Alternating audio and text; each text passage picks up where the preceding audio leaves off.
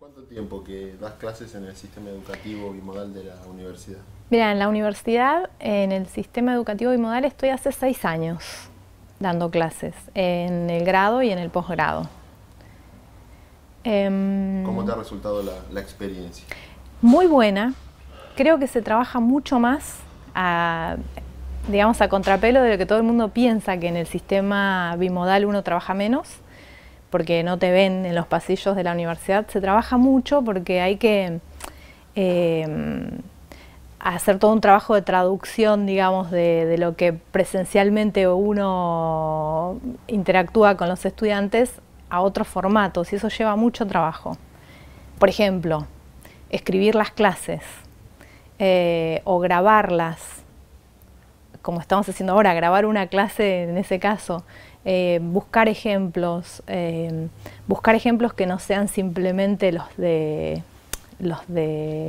verbales que uno puede expresar en el aula, sino ejemplos que el estudiante pueda bucear por su cuenta en cuestiones que tengan que ver con lo que vos estás trabajando con ellos. Y además, básicamente, hay como un cambio de paradigma. El aula se presta mucho a la cuestión tradicional, ¿no? El docente que da la clase. En cambio, el aula virtual tiene una dinámica que, si uno la sabe aprovechar, horizontaliza más el proceso, y si les das herramientas a los estudiantes, pueden por su cuenta construir mucho más de lo que por ahí que excede al aula, digamos, ¿no? Como que hay mucho del estudiante, de parte del estudiante en la construcción. Y con todo esto que me estás contando, Marta, ¿cómo es que organizás tu propuesta pedagógica, un poco profundizando esto que me decís, a la hora de volcarlo en la bimodalidad y de proponerlo desde ahí? Bueno, mi materia es una materia dura, entonces la verdad que yo soy bastante estructurada con el aula en este sentido. Como el estudiante, al ingresar al aula, se encuentra en la pantalla una organización. Yo lo que planteo son organizaciones por unidades. Dentro de cada unidad tienen la bibliografía optativa, la obligatoria, los recursos que pueden ser, además de esos, videos o clases grabadas, etcétera. Cada unidad tiene una clase escrita que engloba toda la unidad y subclases por cada temática.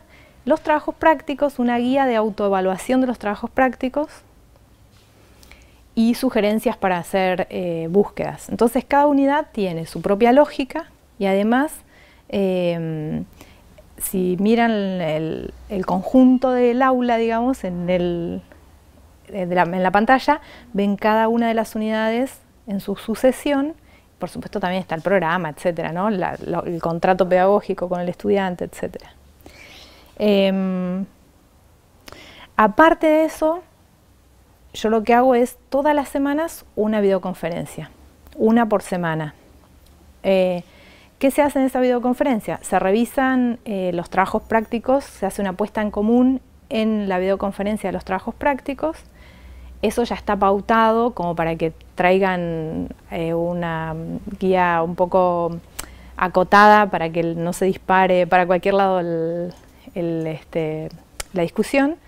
Y luego se revisan las dudas y luego se hace una introducción verbal, en ese caso, pero mediada técnicamente, a la nueva unidad. Entonces, cuando el estudiante va a encontrarse con el texto escrito de la unidad siguiente, ya tiene un antecedente de la videoconferencia. ¿Cuáles han sido, en tu rol docente, algunas de las dificultades con las que te has encontrado dentro de la bimodalidad y cómo las has podido sortear o superar?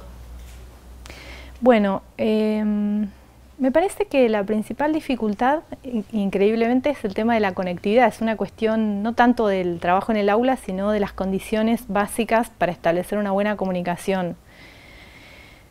Por ejemplo, en las videoconferencias, cuando hay cortes y demás, se dificulta mucho la comunicación con los estudiantes. Y después, una cosa que todavía estoy construyendo es salir de los formatos básicos, textuales, escritos, y utilizar otros formatos, ¿no?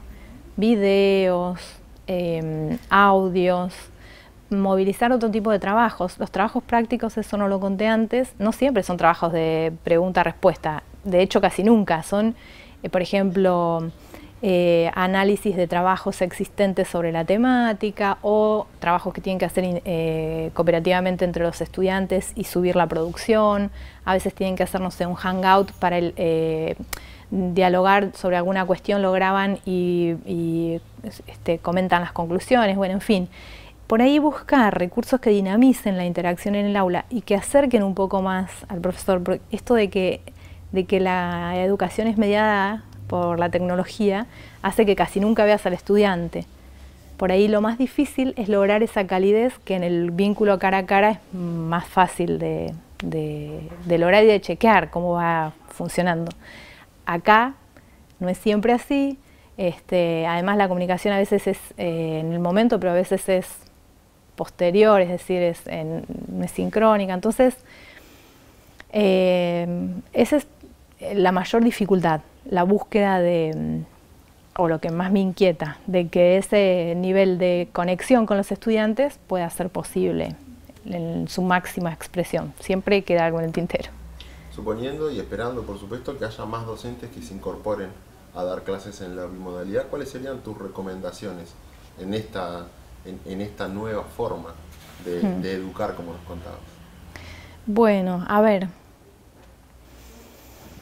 qué difícil hacer recomendaciones a otro. No sé, a ver, no sé si tanto como recomendaciones. Yo digo lo que a mí me funcionó. A mí me funciona tener la estructura de la cátedra de antemano prevista, los tiempos previstos, pensar los trabajos prácticos con anticipación, una propuesta, aunque después cuando uno conoce al grupo los ajusta a las características del grupo, y socializar de antemano el cronograma con los estudiantes y cumplirlo, de manera que haya ahí una ida y vuelta interesante. Y después ir haciendo, como chequeando cómo va el proceso con pequeñas evaluaciones que no necesariamente son evaluaciones, a veces con esa categoría, ¿no? Chequeando cómo van incorporando por ahí algunas cuestiones y no sé qué otra recomendación. Lo de las videoconferencias es una buena recomendación, que no dejen de hacerlas. Es un recurso interesante y acerca bastante a los estudiantes y utilizar otros lenguajes también.